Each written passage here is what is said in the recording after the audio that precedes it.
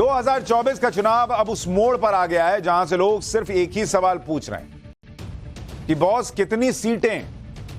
272 तो बहुमत का आंकड़ा है, लेकिन क्या 400 के टारगेट तक नरेंद्र मोदी पहुंच रहे हैं? नहीं पहुंच रहे हैं। अगर 400 नहीं तो फिर कितनी सीटें आ रही हैं? मतलब तमाम तरह के सवाल हैं। 3 फेज के इलेक्शन के बाद अब क्या माहौल है, किस दिशा में यह चुनाव जा रहा है, ये सारे सवाल हर किसी के मन में चल रहे हैं। क्योंकि कोई मानकर बैठा है कि आएगा तो मोदी, कोई ये सोच रहा है कि 400 का टारगेट पार होगा या नहीं, तो कोई उलटफेर वाले नतीजों की आस में बैठा है। यानी सबकी अपनी अपनी ख्वाहिशें, अपनी सोच और उसके हिसाब से आकलन है। लेकिन असल में फाइनल नंबर क्या होने वाला है, यह तो 4 जून को ही पता चलेगा। और यह भी ध्यान रखना होगा कि अभी चुनाव के 4 चरण बाकी हैं। लेकिन अभी तक की स्थिति देखें तो 3 चरणों में कुल 283 सीट पर मतदान हो चुका, यानी लोकसभा की आधी से ज्यादा सीटों पर वोटिंग पूरी हो चुकी। लोकसभा में बहुमत का नंबर 272 है, यानी उससे ज्यादा सीटों पर वोटिंग पड़ चुकी है। जनता ने फैसला ईवीएम में कैद करा दिया है। चुनाव में जीत का दावा हर कोई करता है, लेकिन दिलचस्प बात यह है कि कांग्रेस और इंडी गठबंधन ये नहीं कह पा रहे कि 3 चरणों के बाद वो जीत रहे हैं, या कांग्रेस और इंडी गठबंधन ये दावा नहीं कर पा रहे कि वो कितनी सीटों पर जीत रहे हैं 3 चरण के बाद।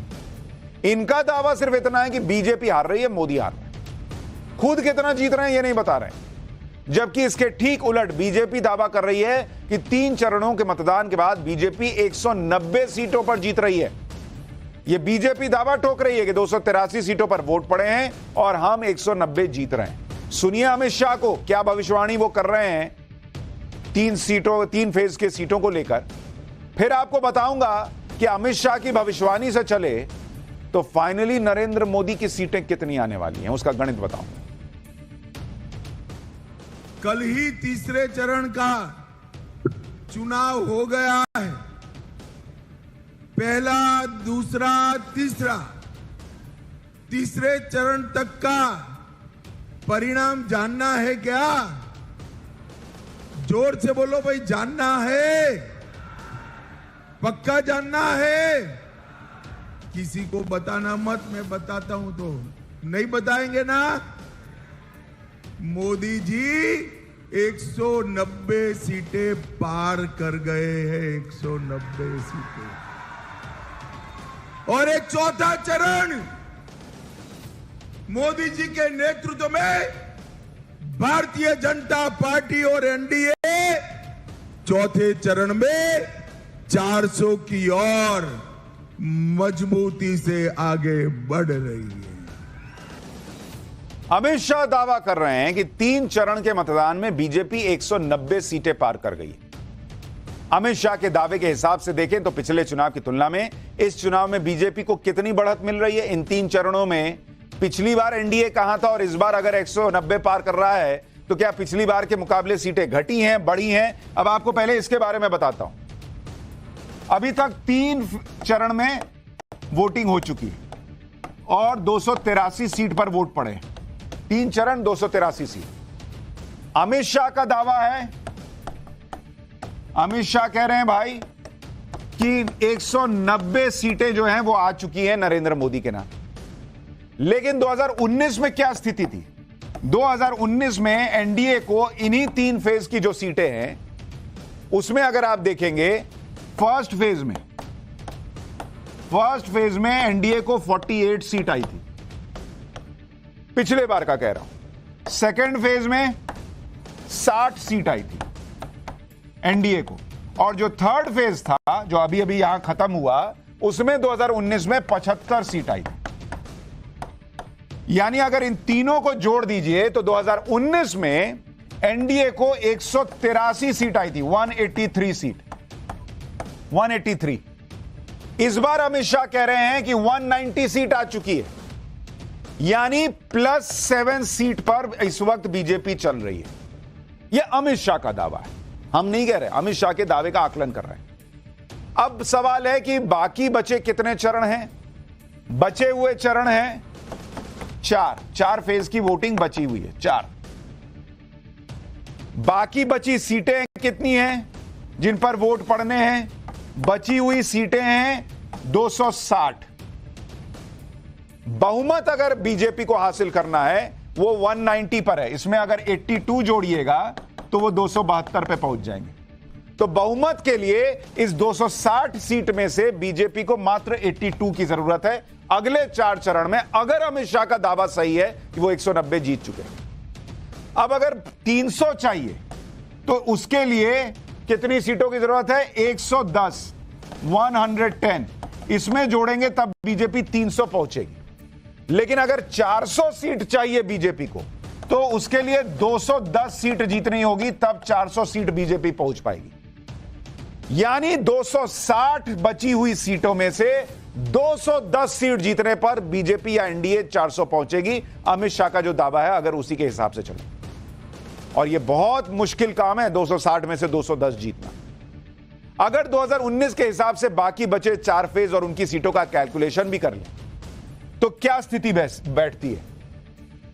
भाई अगर आप देखेंगे अमित शाह का दावा क्या है, अमित शाह का दावा कि भाई हमको 190 तो आ गया, 190 सीट अभी आ गई है, ये वो दावा कर रहे हैं।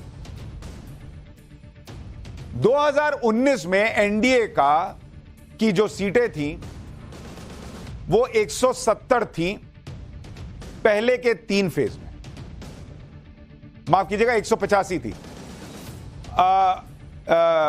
173 थी, अब अमित शाह 183 थी, माफ कीजिएगा, और अमित शाह का दावा है कि अब 190। यानी कुल मिलाकर अगर अभी आप देखेंगे 190 का वो दावा कर रहे हैं और जो बाकी की 4 फेज हैं उसमें अगर आप देखेंगे जो बाकी 4 हैं, बाकी 4 फेज, उसमें 2019 में कितनी सीटें आई थी? उसमें आई थी 170 सीट, 170 सीट। तो अगर यह मानकर थोड़ी देर के लिए चलें कि भाई बीजेपी अमित शाह के दावे के मुताबिक 190 जीत रही है और अगले 4 फेज में 2019 वाला परफॉर्मेंस रिपीट करके 170 जीत जाती है, तो भी बीजेपी और एनडीए कहां पहुंचते हैं? 360 सीट पर। लेकिन जैसे 7 सीटें बढ़ी वैसे ही कुछ ऊपर नीचे हुआ, बीजेपी जैसे कह रही है कि भाई वो तेलंगाना में अच्छा कर लेगी वगैरह वगैरह, तो हो सकता है ये प्लस माइनस हो सकता है। लेकिन ये सब कुछ किस पर बात कर रहा हूं? अमित शाह के दावे पर। यह हमारा कोई दावा नहीं, हम अभी कोई आंकड़ा नहीं बता रहे, अमित शाह के दावे के हिसाब से चलें और 170 सीटें अगले 4 फेज की जो 2019 में बीजेपी ने जीती थी उसको जोड़ दें तो भी एनडीए 360 पहुंच रहा है।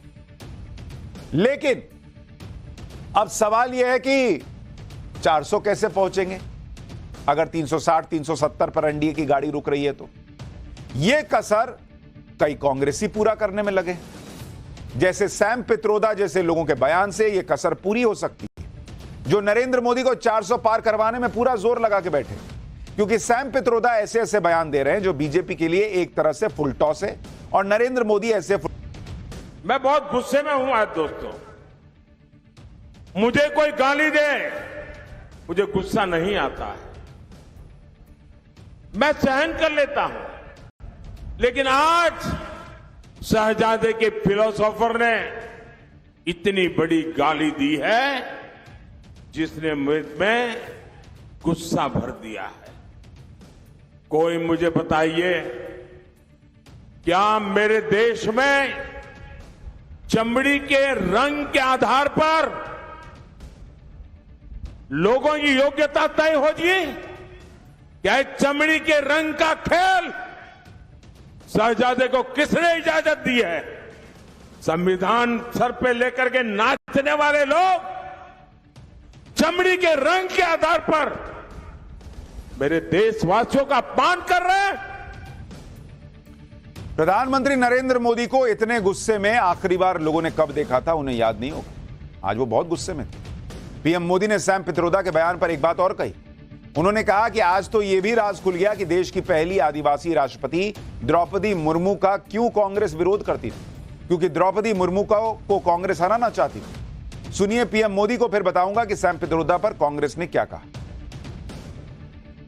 शहजादे के फिलोसोफर एंड गाइड अंकल ने बड़ा रहस्य खोला है। उसने कहा है कि जिनका चमड़ी का रंग काला होता है ये सब अफ्रीका के हैं। मतलब आप सबको, मेरे देश के अनेक लोगों को चमड़ी के रंग के आधार पर उन्होंने इतनी बड़ी गाली दे दी। तब जाकर के मुझे समझ आया कि चमड़ी का रंग देख करके उन्होंने मान लिया कि द्रौपदी मुर्मू भी अफ्रीकन है और इसलिए उनकी चमड़ी का रंग काला है तो उनको हराना चाहिए। ये सोच आज पहली बार मुझे तो पता चला कि ये दिमाग कहां काम कर रहा है इनका, ये देश को कहां ले जाएंगे। यानी प्रधानमंत्री नरेंद्र मोदी कह रहे हैं कि शायद यही सोच थी जिसकी वजह से एक आदिवासी महिला द्रौपदी मुर्मू जी के रंग को देखकर शायद उनका विरोध किया गया, उनको राष्ट्रपति बनने नहीं दिया जा रहा था। ये वो आरोप लगा रहे हैं। पीएम मोदी के ऐसे अग्रेसिव बयान से कांग्रेस की सिट्टी पिट्टी गुम हो गई। सैम पित्रोदा के बयान का कैसे डैमेज कंट्रोल किया जाए, इसी कोशिश में कांग्रेस लगी रही। पित्रोदा का बयान आया और कांग्रेस की हर तरफ खिंचाई होने लगी तो फौरन कांग्रेस ने सफाई दी।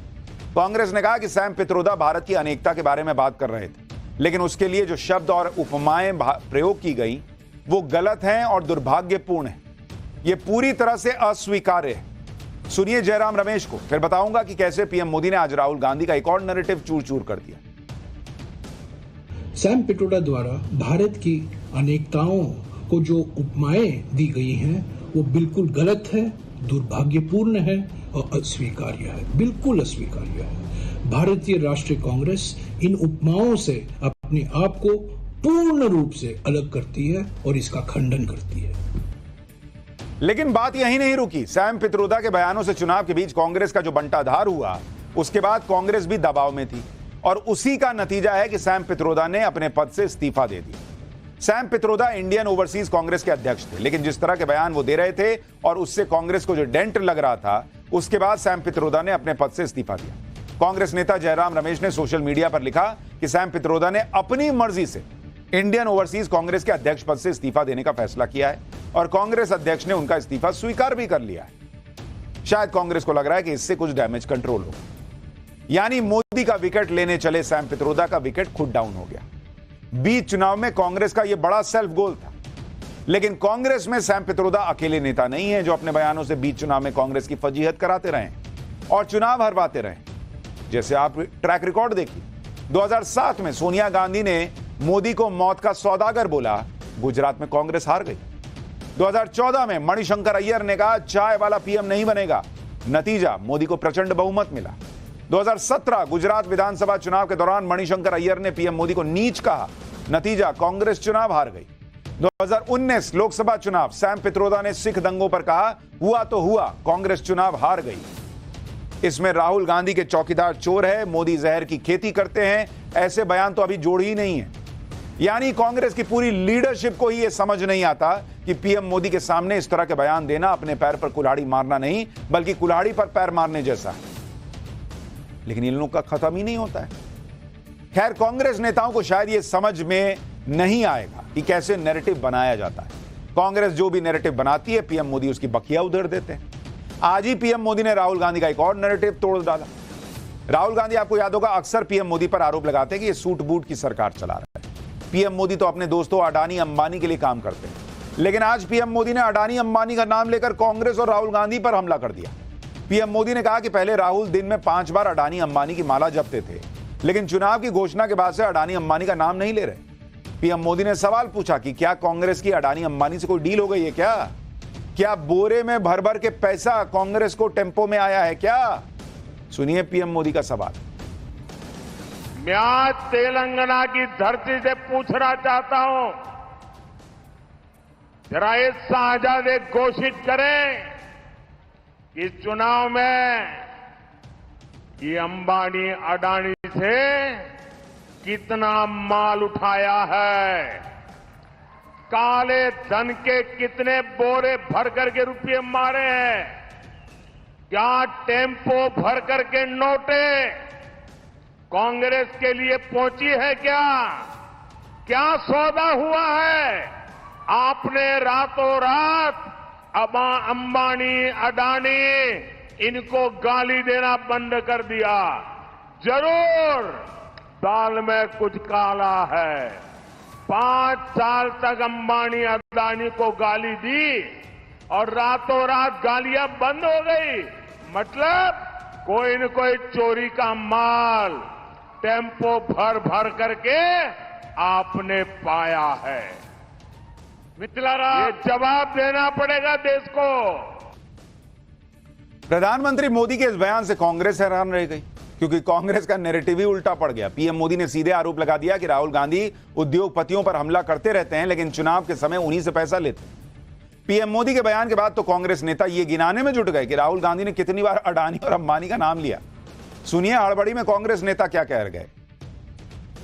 आज ये कह रहे हैं, भाषण में इन्होंने आज कहा है कि राहुल जी अडानी अंबानी का नाम नहीं ले रहे हैं। अरे वाह, रोज तो लेते हैं, रोज हम इनकी सच्चाई आपके सामने इनका खुलासा करते हैं। रोज हम आपको कहते हैं कि बड़े खरबपतियों की इनके साथ गांठ है। सारे कर्ज इन्होंने इनके माफ किए 16 लाख करोड़ रुपए।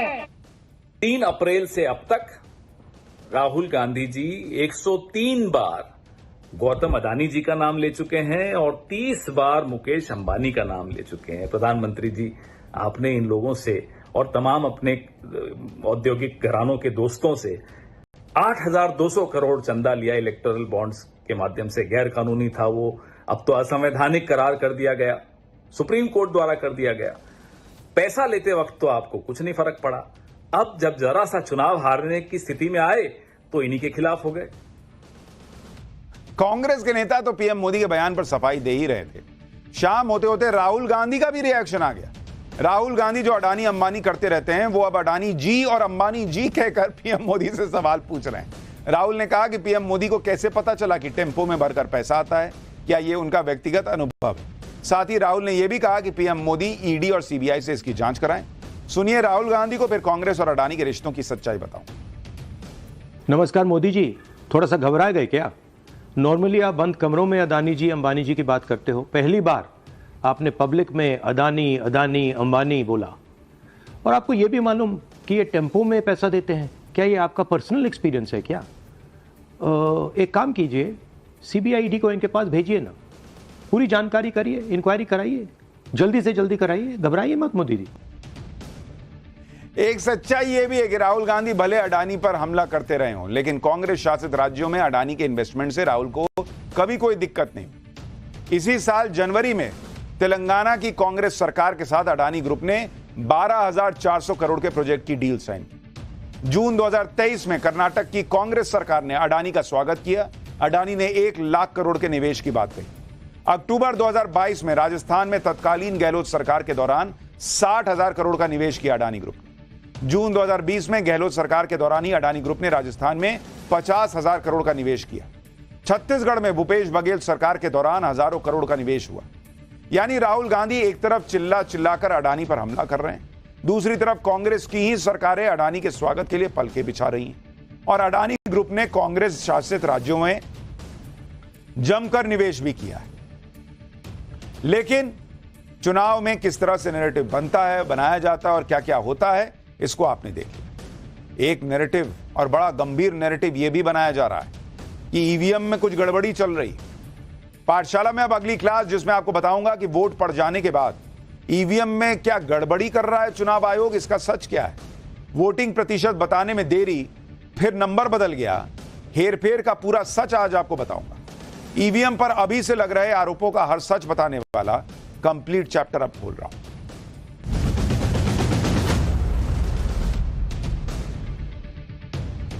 अब तक के चुनाव में कम वोटिंग का आंकड़ा दिखाकर विपक्ष यही माहौल बना रहा है कि यह कम वोटिंग विपक्ष की जीत है और नरेंद्र मोदी की हार है। क्योंकि विपक्ष का कहना है कि नरेंद्र मोदी को वोट देने वाले वोटर निराश होकर वोट देने ही नहीं आया और बीजेपी के कब्जे वाली सीटों पर कम वोटिंग हुई।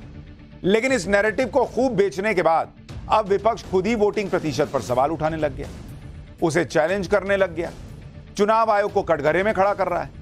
यानी एक तरफ तो कम वोटिंग पर विपक्ष खुश होने की बात करता है और दूसरी तरफ वोटिंग परसेंटेज को लेकर सवाल भी उठाता है।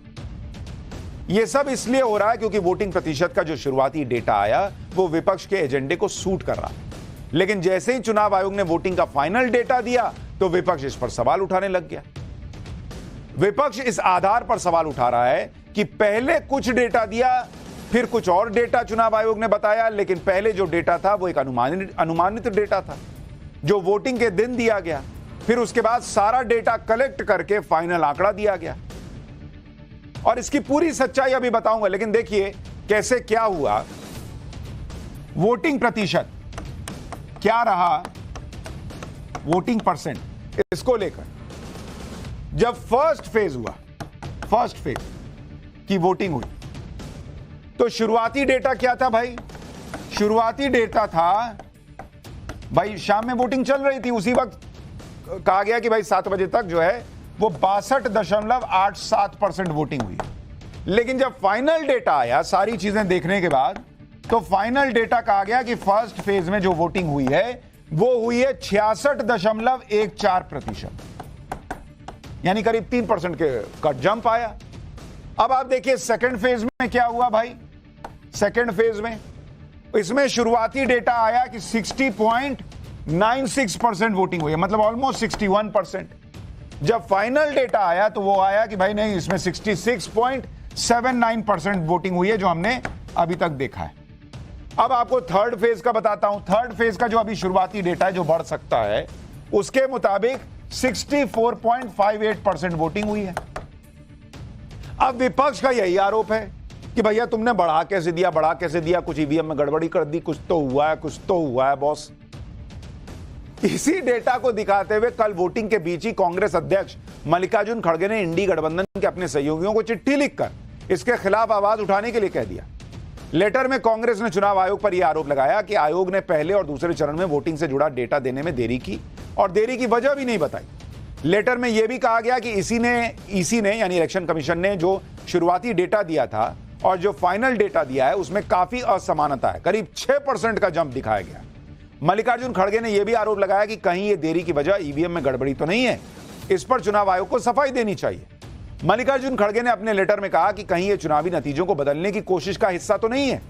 लेटर में कांग्रेस अध्यक्ष ने इंडी गठबंधन से कहा कि कम वोटिंग से बीजेपी परेशान है और सत्ता में रहने के लिए वो कुछ भी कर सकते हैं, इसलिए सबको मिलकर इसके खिलाफ आवाज उठानी चाहिए। यानी जब ईवीएम को सुप्रीम कोर्ट से अभी हाल में सारी क्लीन चिट मिल गई तो अब वोटिंग प्रतिशत का नाटक शुरू हुआ। लेटर में कांग्रेस ने चुनाव आयोग पर कई आरोप लगा दिए और माहौल यह बना दिया कि नरेंद्र मोदी हार रहे हैं, इसलिए वोटिंग के डेटा में हेरफेर करने की हद तक जा सकते हैं। क्योंकि कहानी इनको बनानी है, सुनानी है, फैक्ट्स हम आपको बताएंगे।